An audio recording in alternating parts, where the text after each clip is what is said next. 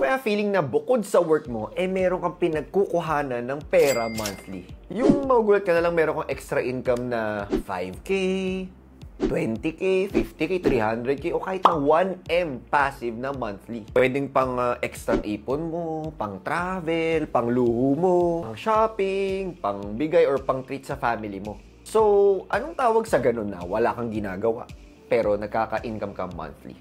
Ang tawag dyan, passive income. Ang tanong, pwede ka ba magkaroon ng ganyan? Kahit na 20 years old ka pa lang, 30, 40, ang sagot dyan is yes na yes.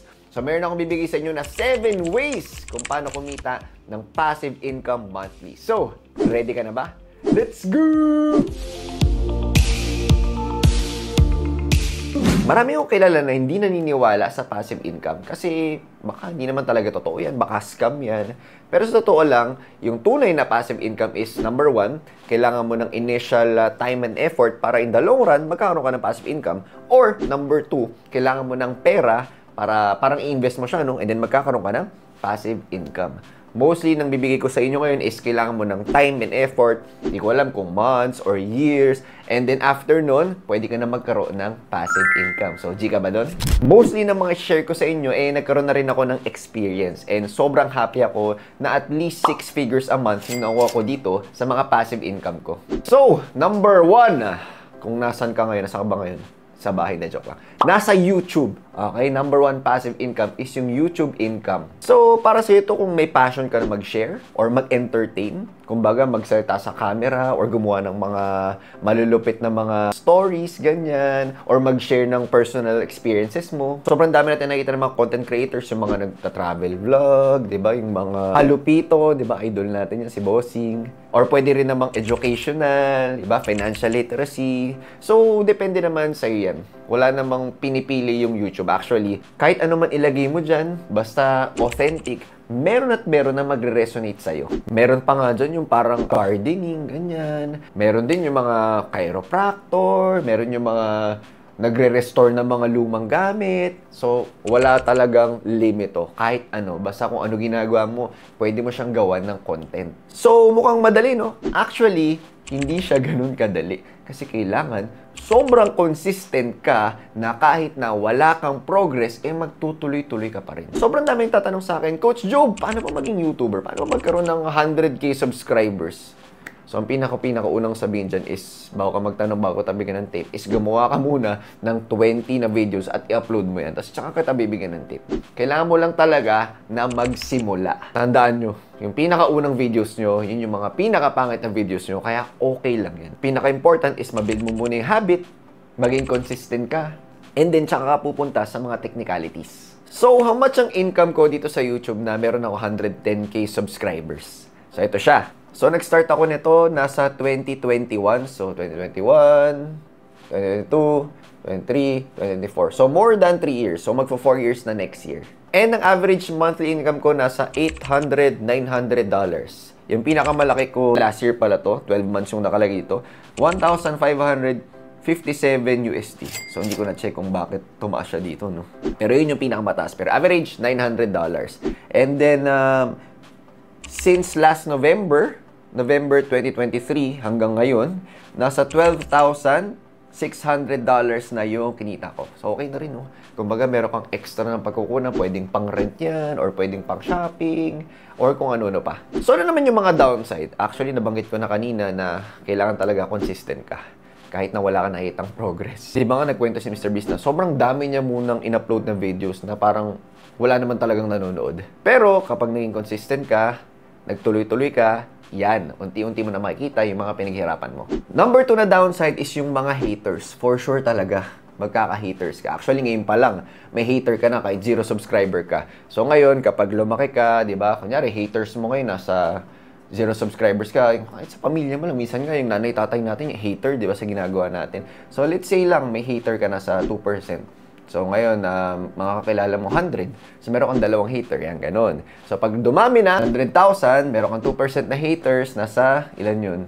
2,000. Okay? So, parang ang dami ng 2,000, no? Pero, wag natin kakalimutan yung mga nagmamahal sa atin na 98%. So, minsan nakakalimutan ko yun, no? Kahit na sobrang, sabi ko, na-immune na ako sa haters. Pero minsan talaga, tatamaan ka pa rin. Pero again, kailangan natin alalahanin yung mga nagsusuporta sa atin, yung mga nagmamahal sa atin. Huwag natin i-magnify yung mga nagni-negative sa atin. And sobrang salamat pala sa mga nagko-comment na positive. Yung mga nagpapasalamat na kumita sila, natuto sila. Sobrang appreciate yun. And yun talaga yung dahilan bakit nagpapatuloy ako dito ngayon sa YouTube. So number 2 is yung affiliate marketing. So actually, napakagandang way nito, no, para matulungan yung mga content creators. Kasi syempre, wala naman masyadong kinikita dito. 'Di ba? Yung iba, full-time talaga. Tapos tuloy-tuloy yung pagbigay nila ng content, tuloy-tuloy yung pagbigay nila ng value, tuloy-tuloy yung pagbigay nila ng impact. So ang tanong, ano ba yung kapalit? Para at least, syempre, ganahan, tsaka galingan din ng mga content creators. So malaking bagay dyan yung affiliate marketing. 'Di ba? Madalas nakakita ko yun ng mga YouTubers na if gusto nyo supportahan tong channel na to, yan, meron tayong mga affiliate link sa baba. Yan, pwedeng bumili kayo ng merch, pwedeng bumili kayo ng ganito, or kung ano man yan. So sa niche ko, which is yung forex trading, kaming mga forex content creators, kailangan namin gumawa ng sobrang lupit and sobrang clear and simplified na mga videos about trading. So kapag nagawa namin yun, di ba, syempre sobrang quality ng mga contents, madaling sundan. So pag nagawa namin ng maayos yun, yung mga audience namin, syempre, makapag-trade ng maayos, hindi sila yung magsusugal, ganda yung mga trades sila, mga quality. So doon papasok yung mga rebates. So actually, maliit lang naman siya, pero sobrang laking tulong na rin sa mga creators. So, paano nag-work to? Kiklik lang ng link, yung mga audience, gagawa lang sila ng trading account, and then habang nag-trade sila, tuloy-tuloy yung mga trades sila, ayan, nagkaka-rebates yung mga content creators. Number 3 is building a business. So, actually, 18 pa lang ako. Tatry na ako mag-business, and sobrang dami ko na rin na-try na business, and sobrang dami na rin nag-fail na business. Isa na dyan is yung loaning business ko. So, nakakatawa yun, no? Nagpapaloan ako sa mga friends ko. So, yung mga friends ko naman, may trabaho naman yan, may business naman yan. Kaya sure ako, babayaran nila ako. Tapos friends pa kami. Diba? So, doon ako nagkamali. So, kaya pala sinasabi nila na hindi pala okay magpautang sa mga friends. So, hindi pala ganun kadali yung loaning business. Kasi kung titingnan mo, yung concept ang ganda. Papayaram ka lang, chill ka lang sa bahay, tapos kikita ka na. Pero hindi pala siya ganun kadali. Kasi number 1, mahirap maningil. Number 2, kailangan ng malupitan na background check. Okay? Kaya yung ibang ginagawa nila sa loaning business nila, may mga collaterals.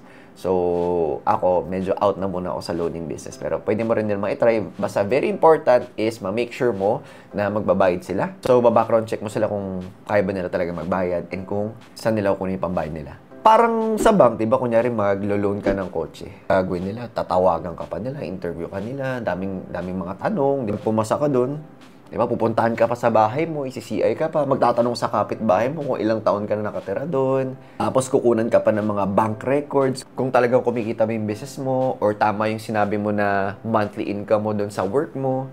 So, sobrang dami talagang proseso. Pero ang malupit, marami pa rin hindi nagbabayad sa mga bangko. Meron pang ibang businesses like yung construction, yung franchising.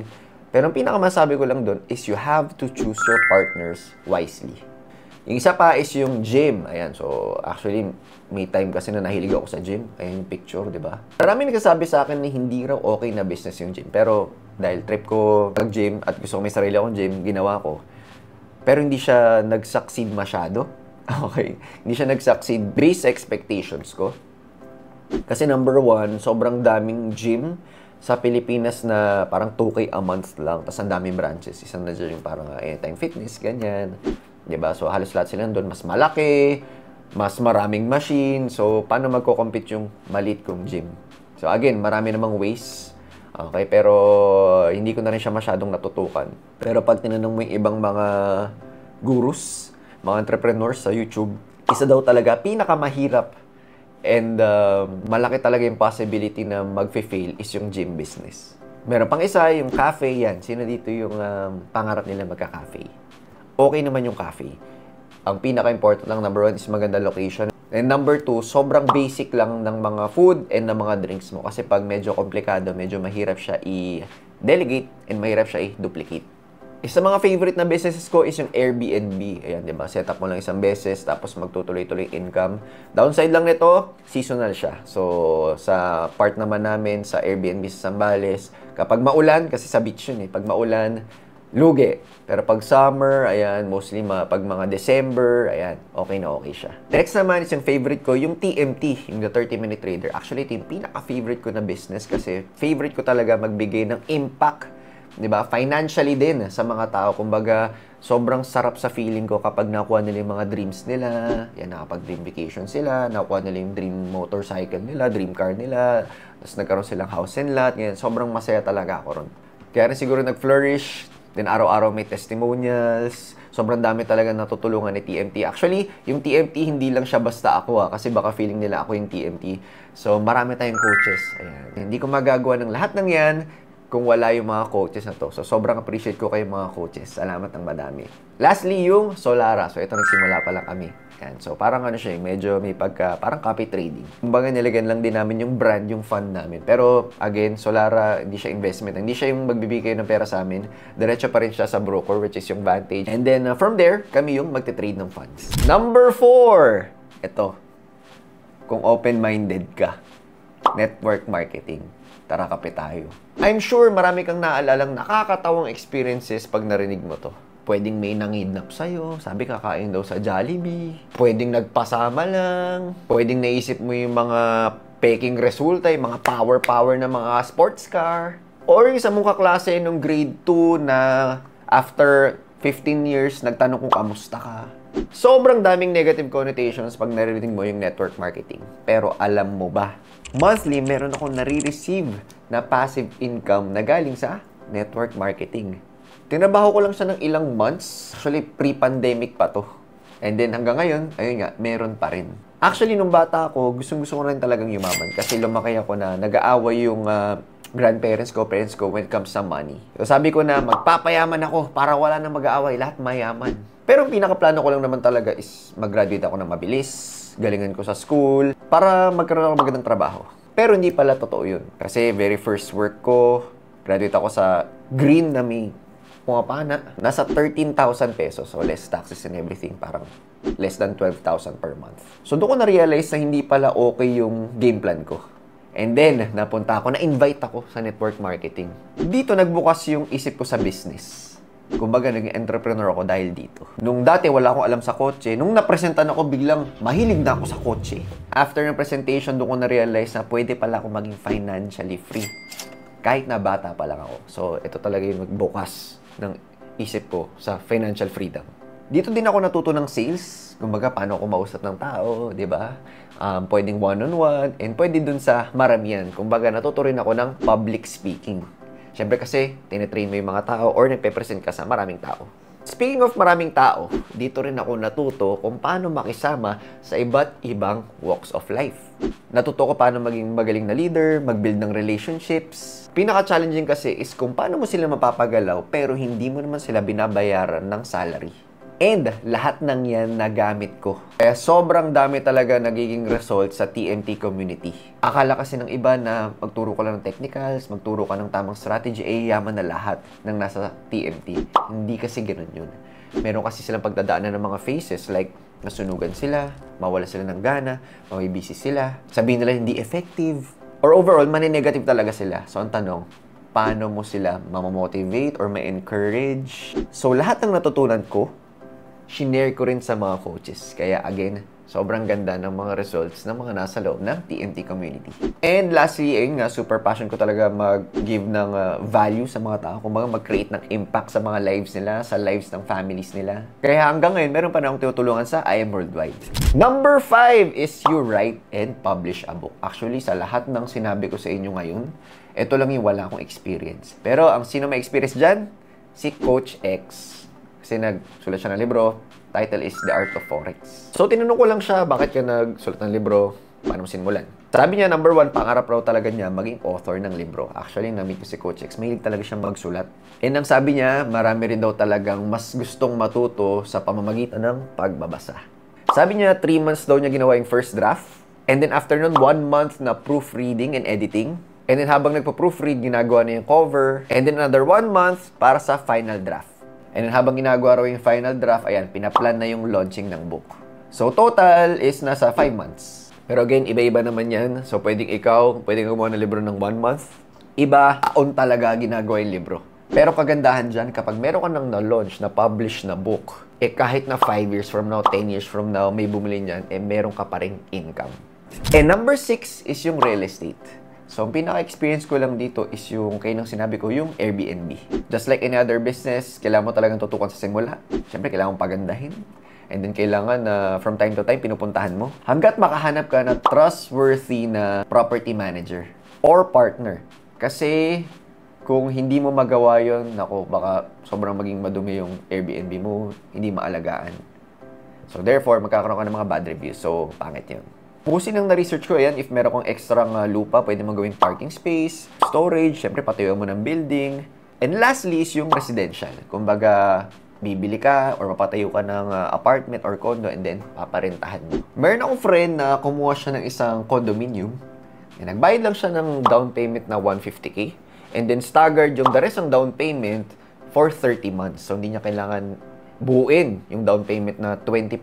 So, kagandahan dito is natitira na niya yung unit, hindi pa buo yung down payment niya. And then, pagkabuo niya ng down payment niya, ipaparent na niya. So, meron na siyang monthly na passive income. So, pwedeng ipangbayad niya yun sa mortgage. So, syempre, habang meron naka-rent doon, binabayaran yung mortgage. So, halos wala siyang binabayaran. Tapos, umaangat pa yung value ng condominium niya. And number 7, yung subscription service. So, usually dito, pwedeng mga community, or pwedeng newsletter. So, isang example ng newsletter is yung Morning Brew. So, yung Morning Brew kasi, newsletter siya about kung ano yung nangyayari sa business, sa finance, sa tech. So, syempre, meron siyang free version. And then, meron din siya yung paid version na yun yung merong premium subscription na monthly. So, yung pinaka-target nila is yung mga business professionals na gusto talaga magkaroon ng quality na news content everyday. Nakagandaan pa nito, hindi lang sila basta sa subscription kumikita kasi meron ding ads dun sa website nila. So, may mga parang sponsorships, no? And meron din silang parang affiliate program, sinabi ko kanina. So, kapag meron silang na-refer na mag-premium subscription din sa Morning Brew, meron din silang income doon, monthly.